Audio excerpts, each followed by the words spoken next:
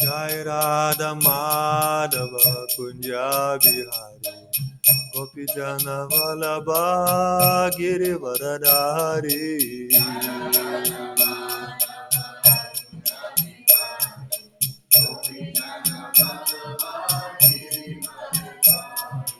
Yashodanandana Vraja Jana Ranjana Yamuna Tiravanachari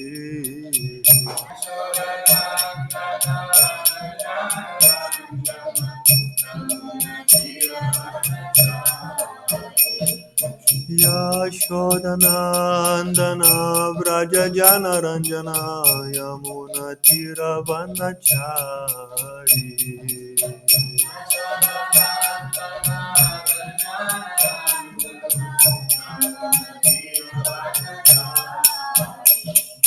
Jaya Radha Madhava Kunja Bihari Gopi Jana Vallabha Girivaradhari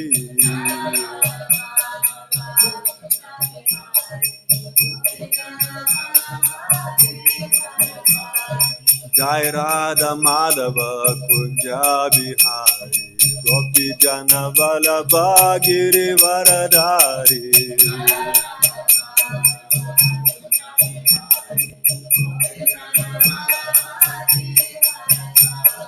Yashodanandana Vraja Jana Ranjana Yamuna Tiravanachari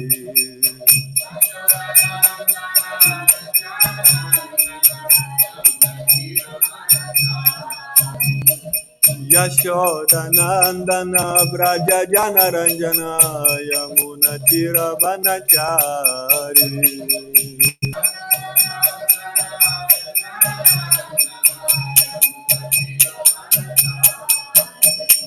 Jaya Radha Madhava Kunja Bihari Gopi Jana Vallabha Girivaradhari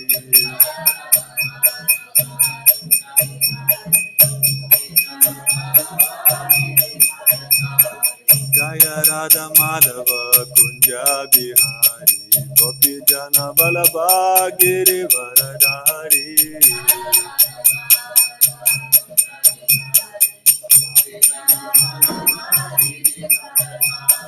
Yashodanandana Vraja Jana Ranjana Yamuna Tiravanachari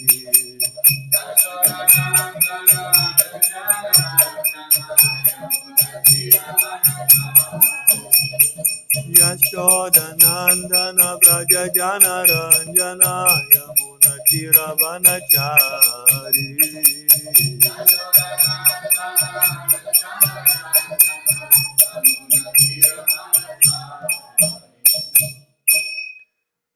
Prabhupada ki jai. Shri Caitanya Caritamrta ki jai. So we're reading from Srila Prabhupada Lilamrita Volume 6, Uniting the Two Worlds. The chapter is entitled, I have done my part. While the fountain splashed gently, and the pigeons and green parrots fluttered and chattered, Prabhupada continued to talk freely.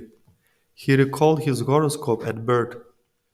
After 70 years, this man will go outside India and establish so many temples. He said he hadn't understood at first that he would actually have to go, but when he had finally gone to United States, he had had no intention of ever returning. Except for the stroke he suffered in the United States in 1967, he said, he would not have come back. That means Krishna desired, he said. Otherwise, I had no plan to come back. Therefore, I took this permanent residency. Do you regret having come back to India? Asked Tamal Krishna Goswami. No, said Prabhupada. My plan was like that, to stay. But Krishna's plan was different. When I was coming back in 1970, I was speaking to Dwarakadish, the Krishna deity in ISKCON's Los Angeles temple. I came here to preach. I don't know why you're dragging me back. That was when I was leaving Los Angeles. I was not happy, but he had his plan.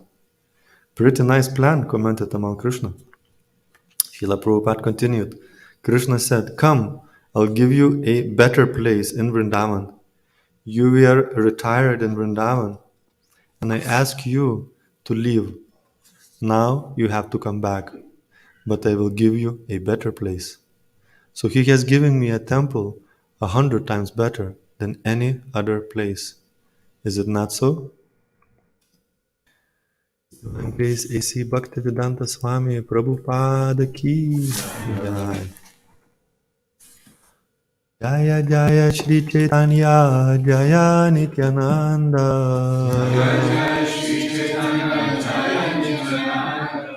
Jaya Jaya Shri Chaitanya Jaya Nityananda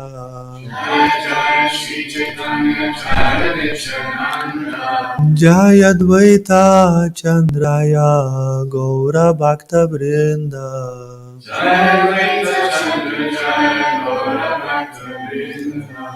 Jaya Dvaita Chandra Jaya Gaura Bhakta Vrinda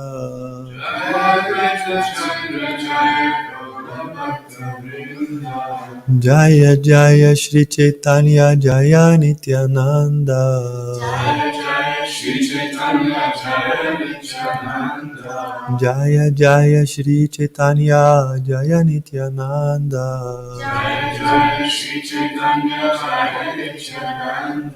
Jaya Dvaita Chandra Jaya Gaura Bhakta Vrinda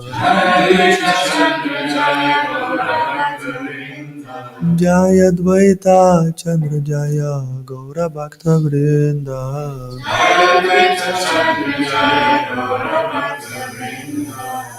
Reading from Shri Chaitanya Charitamrta, Madhya Lila, Volume 4.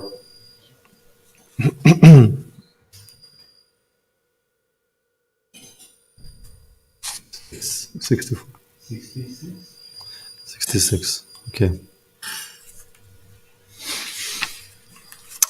This is Madhya Lila, chapter 18, text number 66. The chapter is entitled The Lord's Visit to Sri Vrindavan. Om Namo Bhagavate Vasudevaya. Om Namo Bhagavate Vasudevaya. Om Namo Bhagavate Vasudevaya.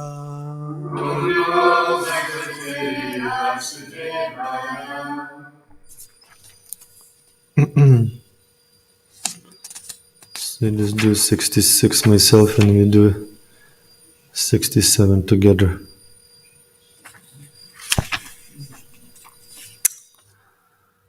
Tabe kela tirta deki bandi ravana aila yamuna parahana badravana gela. Translation. Afterwards, Sri Chaitanya Mahaprabhu saw Kela Tirtha and then went to Bandiravan. After crossing the Yamuna river, he went to Badravan. Report.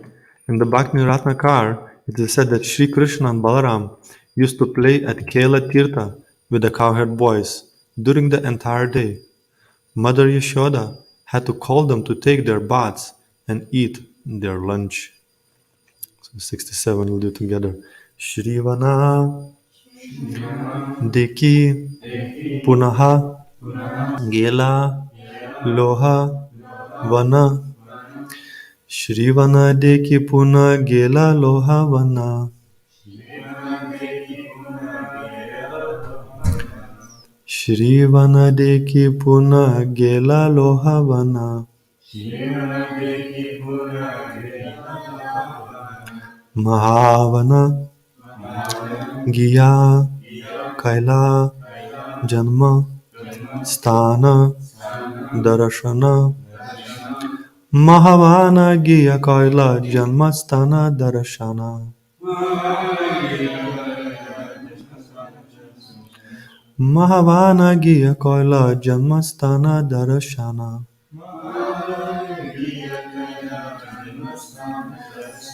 श्रीवना देखी पुन्हा गेला लोहावाना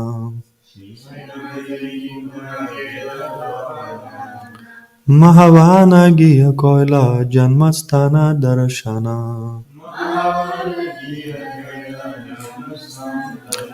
श्रीवना देखी पुन्हा गेला लोहावाना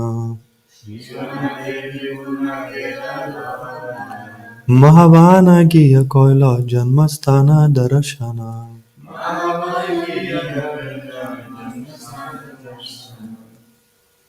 श्रीवना देखी पुन्हा गेला लोहावाना श्रीवना देखी पुन्हा गेला लोहावाना महावाना गिया कोयला जन्मस्थान दर्शना महावाना गिया कोयला जन्मस्थान दर्शना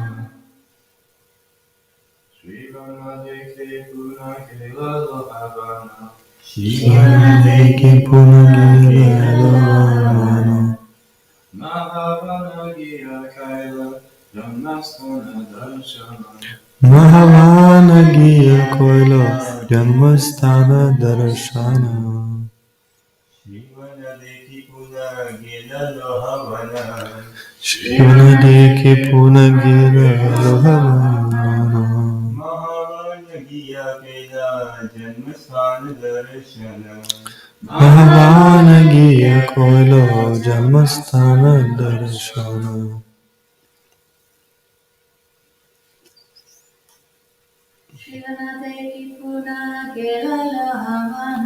श्रीवना देखी पुन्हा गेला लोहावाना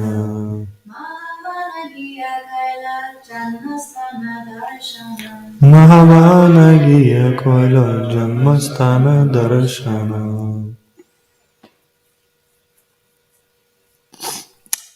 Do word for word. Shrivana. Shrivana. Deki. Seeing. Punaha. Again. Gela. Went. Lohavana. To Lohavana. Mahavana.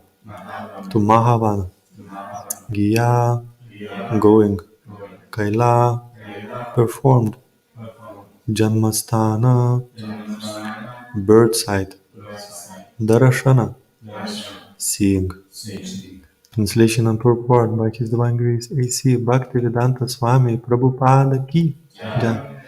Shri Chaitanya Mahaprabhu then visited Shrivana and Lohavana. He then went to Mahavana and saw Gokula, the place of Lord Krishna's early childhood pastimes. Purport of Shrivana, also called Bilvavana. Bhakti Ratnakar states, Devata Pujita Bilvavana Shobhamaya. The beautiful forest of Bilvavana is worshipped by all the demigods.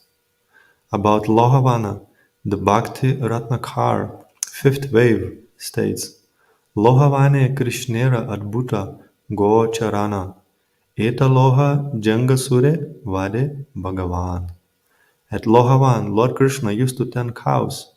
The demon named Loha Janga was killed at this place. Mahavana is described as follows in the Bhakti Ratnakar, fifth wave. Dekananda Yashoda Alaya Mahavane Hey Deka Shri Krishna Chandrera Janmasthala Shri Gokula Mahavana Dui Eka Hoya. Behold the house of Nanda and Yashoda in Mahavan. See the birthplace of Lord Krishna. Mahavan and the birthplace of Lord Krishna Gokula are one and the same. Om Gyanatimirandasya Gyananjana Shalakaya Chakshurun Militam Yena Tasmai Shri Gurave Namaha.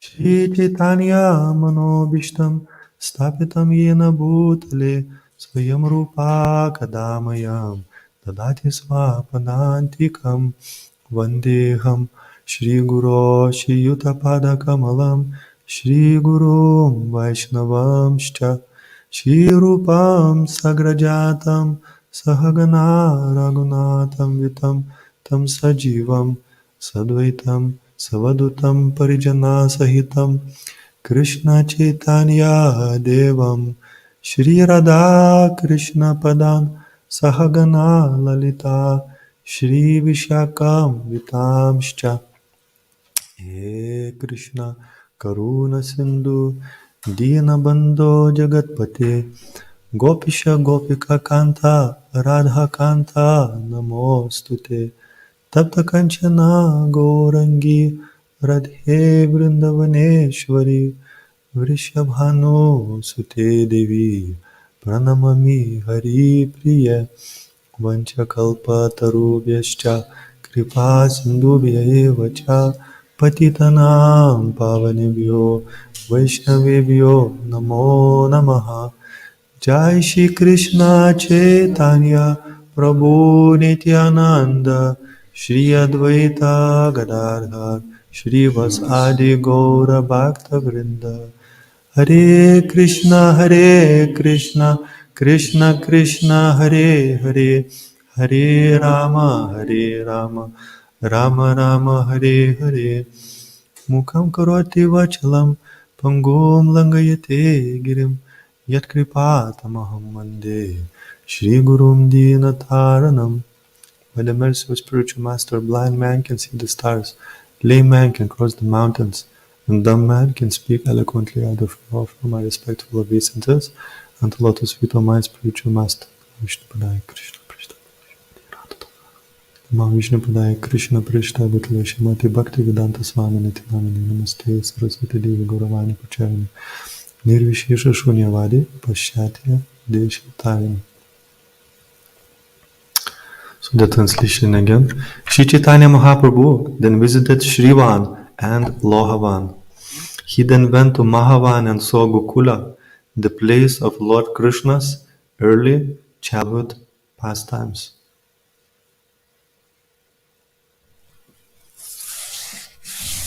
So there is Lord Chaitanya is visiting all the holy places of Krishna's pastimes. His ultimate goal of Krishna consciousness is always to remember Krishna and never to forget him. So any opportunity to remember Krishna, it's the greatest fortune. So that's why Kunti Devi, she is even praying to the Lord that please let the many calamities come upon me, so that when those difficulties come, I can remember you. And whenever I remember you, then that's the ultimate goal of life. I don't have to see anymore repeated birth and death. So the goal of visiting a holy place as well is to remember Krishna's names, qualities, and pastimes. And we can hear and remember those qualities and pastimes. The best person, or actually the main person, or the only person to hear those qualities and pastimes is a self-realized soul. A self-realized soul who is experiencing the spiritual world and experiencing Vrindavan. So just to visit a holy place is not sufficient. It's not a place just as we go for sightseeing. Like people nowadays, they take their cameras, this long selfie sticks, and wherever they go, there's a Paris selfie. Go to United States is a selfie. Germany, everywhere you go, what is that tower? Buckingham Palace in England. Just put a picture of this interesting, nice place. But here is me as well, as a main in the center. So all those places really is a secondary thing, but the main thing is where is my picture, where is my face in a photo, and then they go somewhere else and it's forgotten. And often, what people see in a tourist attraction is not really the local culture, but is more what is commercially viable and what really sells. And after all that type of journey and the so-called pilgrimage, when you come back, often a lot of people suffer from almost like a breakdown to go back to the work after this kind of pilgrimage, because there is no nourishment to increase your understanding of what you're doing in life, what is the life purpose. It's more just, okay, let me get a little bit of relief, from this daily grind and struggle of material existence, take a little break on the beach and do a bit of sightseeing and just forget everything. That's basically more or less the way to deal with the problem. In a modern day, a lot of people just kind of run away from it. Let me forget it, for 30 days, and or or for a weekend or whatever, and back to it with a painful heart. Continue pushing it, uh, and often they do things that they don't like. I mean, if they do things that they like, that's quite fortunate. But even that is very rare. People haven't really analyzed, what is their inclination often, and it takes for them like a decade sometimes just to find, what is their real natural attraction. So that's not really a goal of pilgrimage. The real goal, or this is, as this Rupert Sheldrake, there's a scientist who kind of tries to integrate, how is this called, spirituality and science.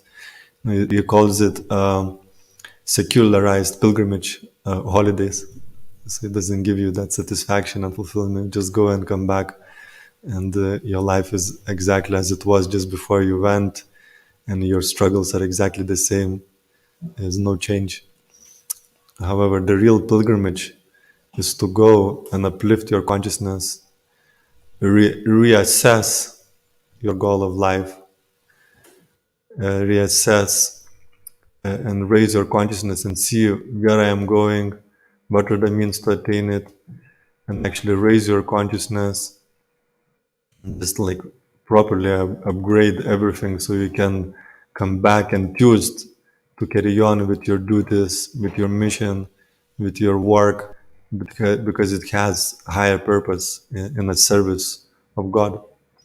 So that ultimately is a purpose of pilgrimage, and to increase your taste as well for hearing and chanting, deepen your Krishna consciousness, and give this long-term vision, and make even a quantum leap, because the struggles that we go through, doing our duties, working hard, if it's a relationship with Krishna, then we attract a lot of mercy. So when we go to holy place of pilgrimage, that attraction of mercy manifests in increased taste for Krishna consciousness, especially if we hear from a holy person who has that higher taste. So opportunity, of course, we go still there to visiting the holy places where the pastimes did happen. Here Krishna was born. You can visit exactly, this is 5,000 years later, you can still go exactly to the place where Krishna was born. It was excavated, as we discussed a few weeks ago, the mission that was given to Rupa Goswami. We spoke about Rupa Goswami's appearance day. The mission was given to excavate the holy pastimes of Krishna, and six Goswamis did that. There's so many wonderful places, beautiful forests of Vrindavan. Of course, some of them, they're not necessarily so beautiful to our material eyes, but we have to have this vision of Vrindavan. So we go there and visit the place, but how we see the place is not with our eyes. This is such an important thing to embrace for us in Krishna consciousness, that eyes are not the way to see transcendence.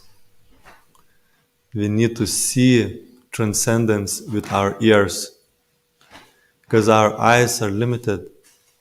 How we can see things properly when our hearts and minds are still very much polluted with anger or envy or greed or lust.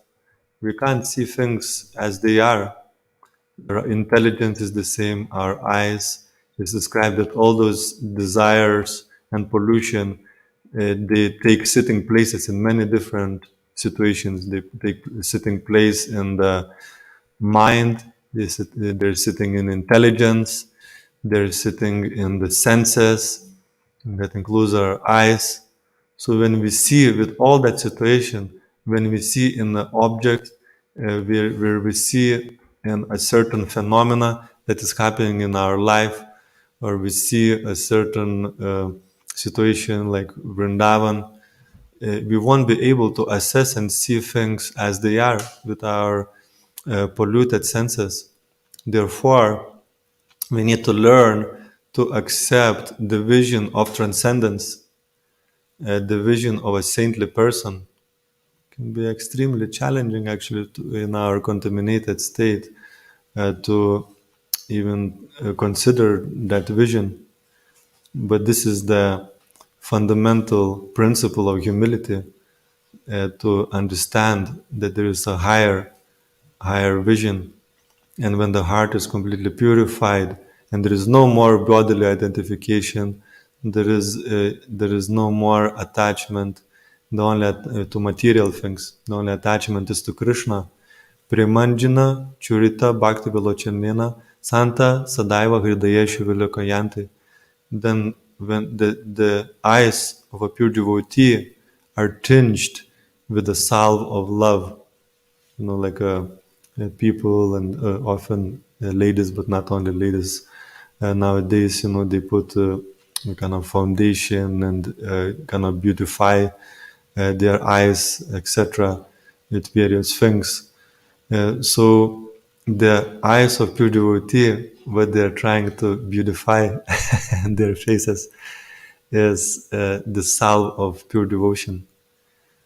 Seeing through that purified vision, seeing everything through the eyes of pure devotion and pure love. So the scripture and the words of a saintly person are on that level of pure devotion. And so therefore, when we go to holy place, it's not just the seeing the place, but also, and that is very external actually, you may not be able to see there much. In some places you may see just a dirt, and you may see some hogs and dogs running around. You may be wondering what is spiritual about this place. But as soon as you sit down to hear from a single person, from sadhu, then immediately that person can reveal to you a spiritual world. But we have to be receptive. We have to be prepared to hear submissively. And that vision can become revealed in our heart. And because the spiritual pure devotee sees spiritual world, because in very advanced stages, it can be almost like a literally that vision becomes revealed to Krishna, and in the less advanced stages, when the heart is pure, that vision is still through the scripture. Is through the scripture, and also through this saintly person he has heard from his guru, and in that way this is called Guru Parampara, that original vision of Krishna. It becomes transferred and is quite mystical. Prabhupada explains in Bhagavad Gita that simultaneously that transcendental knowledge and the vision is transferred to Guru Parampara from Krishna, and at the same time the experience is also direct. So this is a kind of mystical thing in a spiritual life, that the both things are happening simultaneously. We're hearing and receiving transcendental knowledge through Guru Parampara, and at the same time we are also directly experiencing it. That transcendental sound is non-different from the reality. So when we go to the holy place, we need to find holy people, and we need to hear from them, and that reveals to us what is actually going on. And the same principle applies in general. Hearing from a transcendental sound vibration, the highest truths are revealed to us. And some things can be quite challenging. I just was contemplating over last few days about how scripture is a very, very powerful book. You can also see scripture as a book of medicine. That's one way to see it. It's a book of medicine. In a book of medicine, a healthy condition is described. So, what is the healthy condition? What is the healthy diet? What is the healthy symptoms of good health? Bright-faced, energetic, no lack of vitamin D, the B12 is not lacking, the brain is working well, you're feeling good amount of energy, etc. Various types of healthy condition is described in the book of medicine. And also, you can also read about sickness. There is such and such type of viruses. It's a very big topic. So viruses, this is the way to avoid the virus. This virus can be deadly. This kind of situation, this kind of disease is just a light thing. This thing is applies to everyone. There's certain things that everybody can catch, and everybody can have this disease. And some diseases, as we can see, like a flu season comes or cold season, just like a massive amount of people just catching like anything, or coronavirus. And then certain diseases are like so rare, they're not infectious, they're like a very specific, and some like a very deep rooted, and some manifest under very specific certain circumstances that are very specific to those situations, and they can manifest in this particular way, etc. So in scripture, and then a part of that, so this is the book of medicine, and then we have a doctor.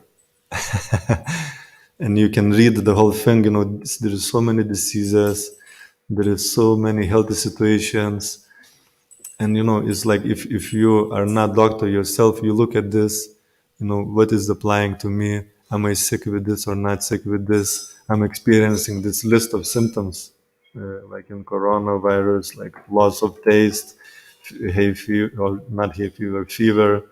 So it may indicate that maybe you have a virus, but it may be completely something else.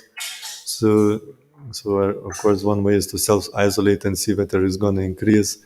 But you go and do the test, and then the test will tell you, the doctors will tell you actually got it or you're not got it. So just to look at the scripture, and you can get discouraged. Oh my God, this is attacking this kind of disease. And actually the diseases that are mentioned in the scripture are more like a mentality on a subtle level. We're speaking about the physical disease, but on a subtle contaminations, there's so many different diseases on a subtle level. So we need a doctor. So just like a doctor, he analyzes and checks your temperature. I mean, in ideal world, in this country, they only got 8 minutes. And this, they just click a button and this countdown happening. Okay, what is it? And okay, I just give you these tablets and let me know how it's going. But in ideal world, you should check, ask many questions. Can't remember, but I mentioned recently when I went to Ayurvedic doctor, he asked me 100 questions before giving diagnosis, and then I was cured. The allopathic doctors didn't find anything. Of course, I'm not trying to put you off from allopathic doctors; they have definitely value, but it didn't help me. So I went to Ayurvedic doctor. He asked me 100 questions. He had this big, list, and just asking. It took, like a half an hour. Then he checked my pulse, and also, a few times. You start trusting actually a person when you ask you a million questions. You start really trusting a person. So this doctor, he checks everything out, and then says, "Okay, you are healthy, actually, or you take this medicine and take this diet, and you will be cured. And this is the specific disease that you are suffering, or this is the list of things that you are going through and struggling." So you need a doctor to actually assess the situation. You're not just kind of necessarily just work it out yourself, or you read a medicine book and it says this and this and this situation got a cancer, and some people who are too much into that kind of stuff, they just start freaking out. I probably have a cancer. Anybody had that experience? You have like some sort of symptom, you Google it, and you just start freaking out. It's like, oh my God, is this a cancer? I got like a little bump in my hand, or something, is this a cancer? Will I just gonna die, in a few weeks or something? Just totally freaking out. And, you go to the doctor and says, just relax. Everything is fine with you, etc. So we need a book on medicine, and we need an expert who understands that book of medicine, that can truly explain what is going on in that book, and how it applies to us, and what is the specific disease that we're going through. So this is scripture. So scripture is the contamination is for a pure soul is in a subtle body. And a lot of people are starting to understand now that the disease starts in the subtle body and manifests more in physical. Not in like every single disease, like flu. If you catch a flu, it's not necessarily it started in your subtle body, but there are a lot of things that are a condition of the mind. So that's practically, I believe, a scientific fact now, that there is some understanding that the state of your consciousness will influence your physical condition. And if your mind is not in a sound situation, then it will affect you physically, no doubt. So therefore, a lot of doctors now are encouraged as well in being more empathic, like being very encouraging and personal and positive with the patient, so they actually heal much faster. So what we dealing in the scripture is of various types of unhealthy mentality that has polluted us and made us sick with material condition. This our material conditioning is considered like a sickness, and the spiritual master is considered like a physician that can cure us from that sickness. And sometimes various types of sicknesses that are described, it can be like a very, very challenging. Various types of mentalities and unhealthy mentalities, like lust and anger and greed and envy, they manifest in various ways. And the scripture is full of descriptions of those sicknesses that they can be identified, and with the help of the physician and taking up a specific type of diet, that problem can be cured. And sometimes of sicknesses you just can just cut it out overnight. They can catch you read something and you think, my God, I just used to think like this, and from the next day you just let it go because you're kind of ready for it. And it's actually mystical. I was just studying this Shivaram Swami's book about Sankalpa Kaumudi. He is saying that this verse, that whatever state of being we contemplate, we attain at the time of death. And also the same thing can happen to us as well.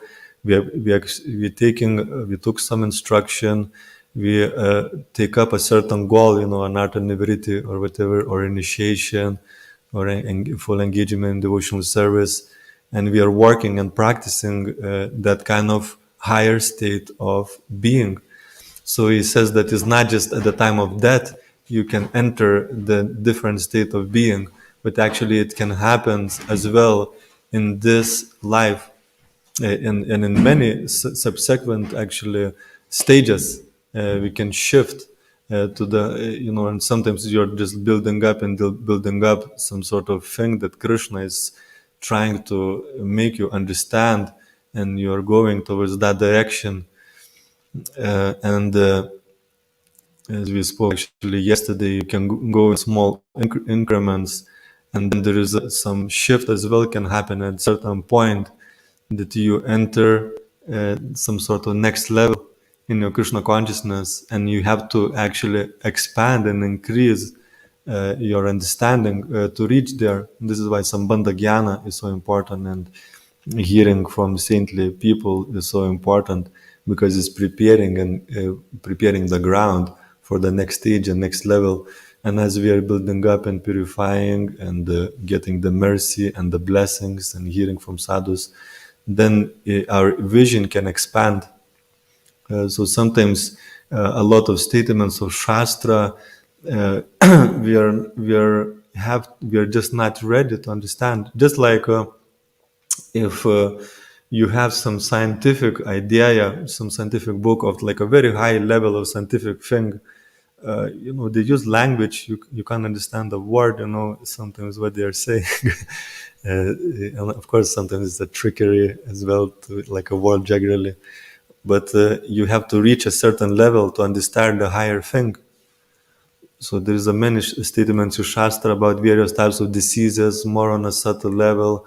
And actually, Shastric idea is just to get you completely off the bodily platform and raise you totally to the spiritual platform. So when you are completely on the bodily platform, a lot of statements in the Shastra can sound you almost like offensive.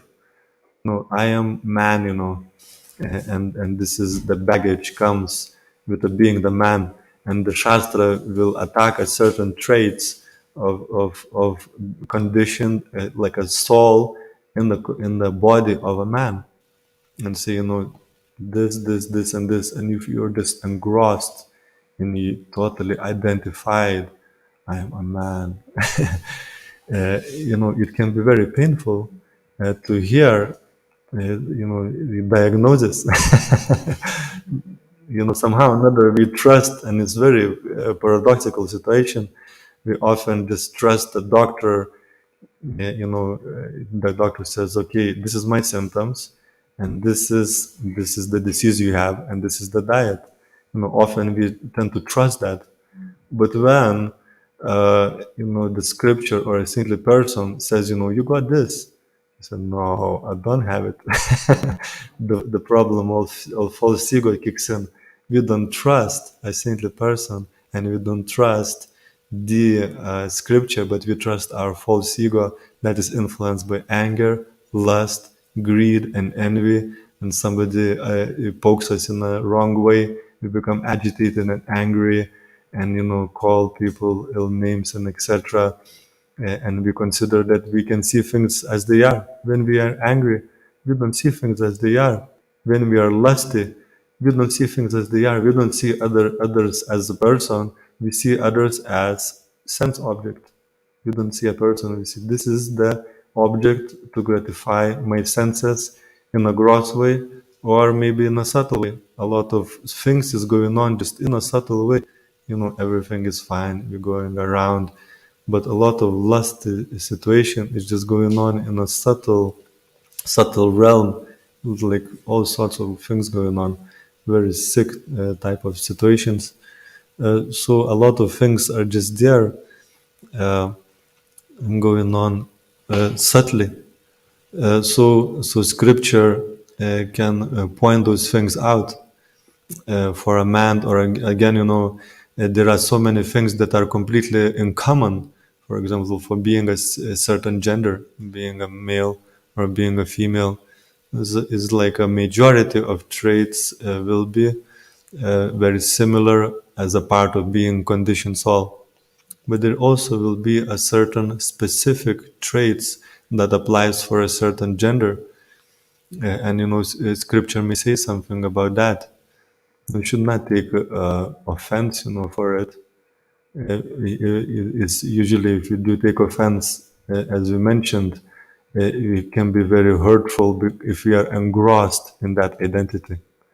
I am a female, I am a male, and certain type of mentality is mentioned in the scripture, and we take like a personal offense, because we are like on that identification or specific identification. You should not take it like that. We should take it, okay, the conditioned soul has those traits, but the liberated soul, it doesn't.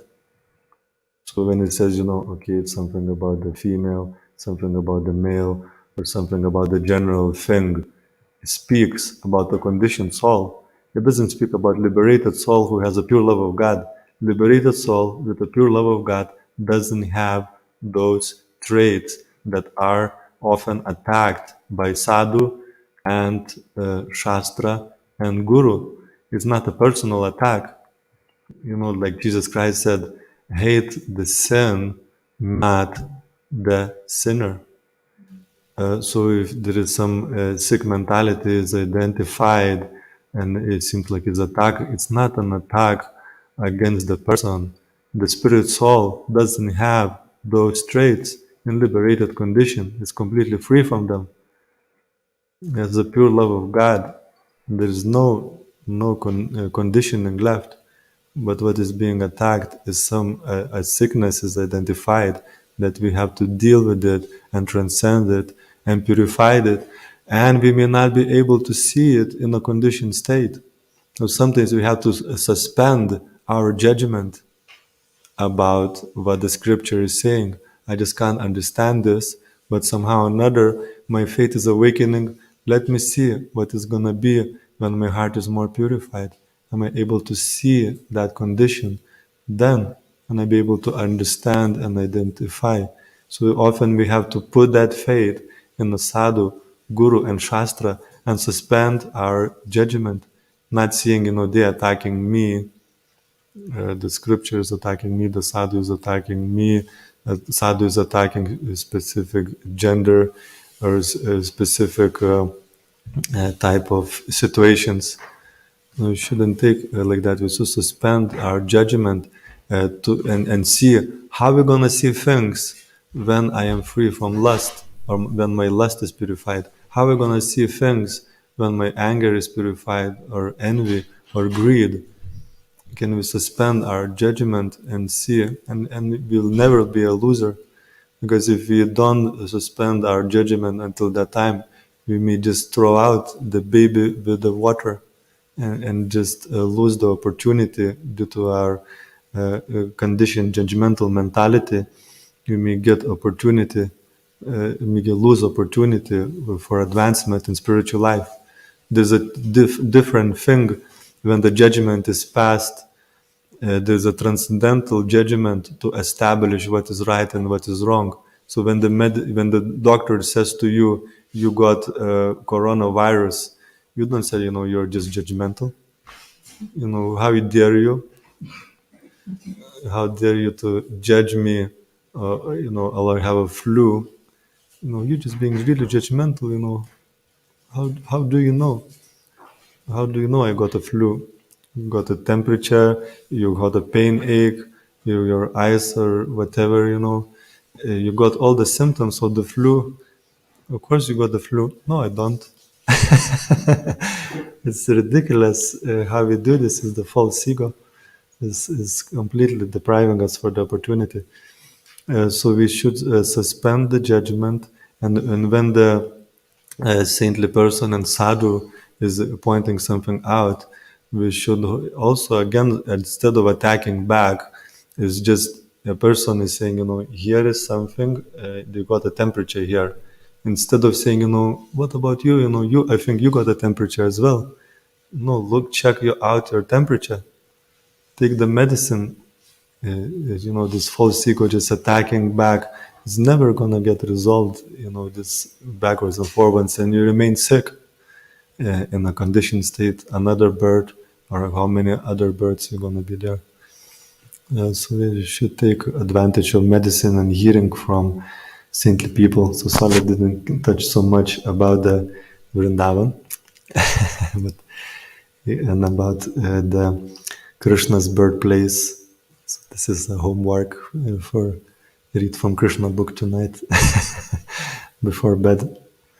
So are there any questions or comments about these points? Yes, Prabhu.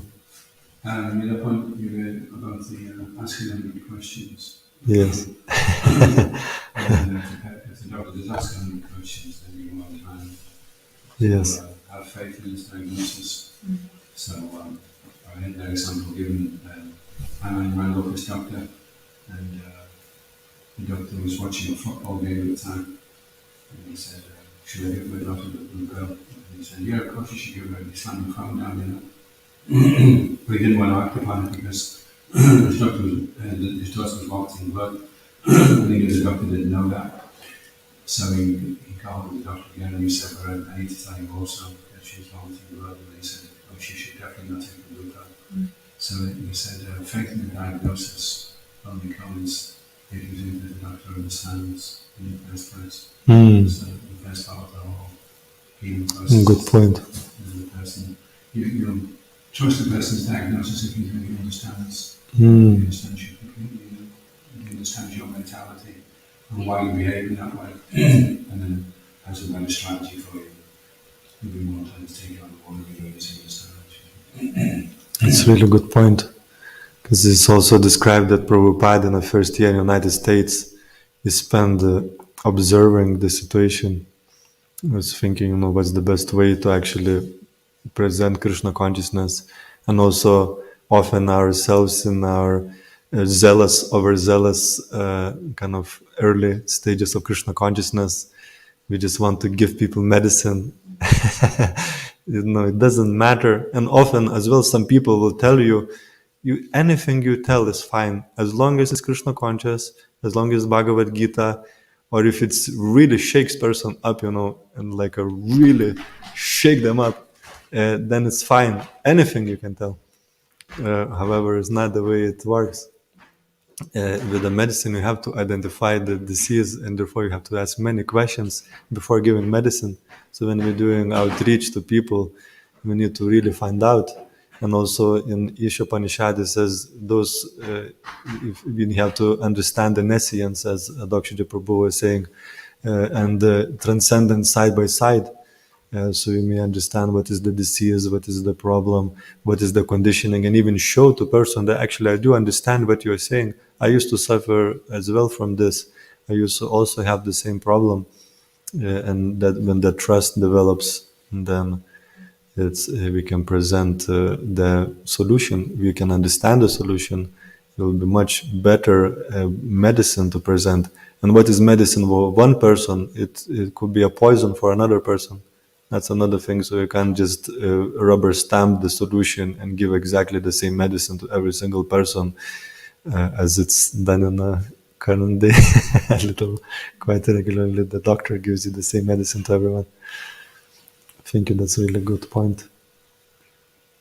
Yes. Also linked to this as well, like there's you're talking about observation, which is really important, but then like going deeper than that as well to actually understand the why, and so to leave enough space and to like, because the good example for you might see devotees going into a nightclub and it's a fact they're going to a nightclub, but then you can just judge why they're doing that without like understanding further that actually the intention is completely different and this sort of thing. So it's like a whole package.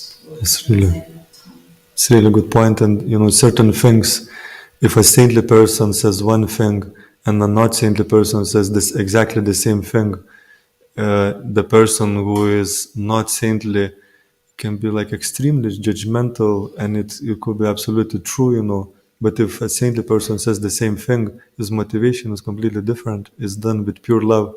So we should, if you can't understand it, we should tolerate it, suspend the judgment, put it aside, and look at it sometime later. Prabhu, you had something? Or somebody had a raised hand, or maybe just scratching their head. Yeah, so you can see like Lord Nityananda, I think it's somewhere mentioned that if I see Lord Nityananda going to the pub, I know he's there with a very specific intention to elevate fallen conditioned souls. So even if the words of a saintly person, like, Prabhupada said, I kicked the Darwin in the face with my boot, for example. If just like a normal person says that, you think this is so arrogant, how you can say this is like terrible, it's not acceptable. But actually, some other devotees said they have a realization that by Prabhupada saying that actually the Dharma got some spiritual benefit. And the saintly person said that even if some very outrageous thing, we should not apply the same kind of materialistic judgment on a saintly person. We have to really expand our vision and see, as you said, see beyond the words, is what the effect those words is having on the people who are following those words. You have to judge by that, because so many people say beautiful, beautiful things. Politicians say wonderful things. So many other people say wonderful things. But what is the result of those so-called, politically correct, everything is nice and nicey, everything is fantastic, and, the lust remains, the anger remains, the cheating remains, all those traits or conditions all remains. So what is the use of these beautiful words? But, a sadhu may come and just smash it or said something completely outrageous. We don't understand why. It's a certain statement, so Prabhupada, the people just can't understand it. It looks like a terrible judgment, misjudgment, etc. But the effect those words have from coming from the mouth of pure devotee is awakens pure devotion. Also, as well, like there's like in my experience of different types of alchemy with lots of different people, like also suspending the judgment of somebody, not necessarily just saying people. Because, you might be talking to somebody and they might say, I hate this, or say something that's quite intense, when really, if you can see actually what they're saying, like they're saying I'm really in pain, or I have this need, or, and so not taking everything on face value from anyone, just seeing sort of the deeper layers, feeling into the layers.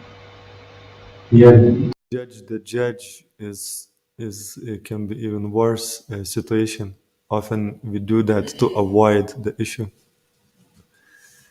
Something is brought up, and then you just judge the person who brought up. Of course, the trust has to be there, and etc. As the Dr. was saying, but if the person is saintly, is made millions of people into devotees, transform their life, they're effulgent, bright face, they give up their bad habits, they live a beautiful, effulgent, wonderful life, and then, judge after that impact that Prabhupada had, just take out, a specific quote of what Prabhupada said and just dismiss the whole thing.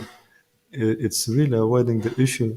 We're supposed to be focusing on purifying our heart and elevating our consciousness, and it does work. Prabhupada's teachings is elevating people to the highest transcendental platform. Why we're not looking to that? We just pick out a few quotes and dismiss the whole Prabhupada and his teachings and call him, names. What kind of... I don't want to get into this. It's just not really nice way to see it. Let's see the effect those words have. And how many nice words doesn't have any effect around the world. There's just so much going on of cheating and wonderful things, are being presented. Doesn't have any effect and just makes things worse and worse and worse. And somebody comes and gives you a good slap, and you just judge, But look at the effect this person is having in people's life. Why not to judge that, So we'll stop here. Shri Caitanya Caritamrta ki Jai, Granth Raj Srimad Bhagavatam ki Jai, Nitai Gaura Premanand.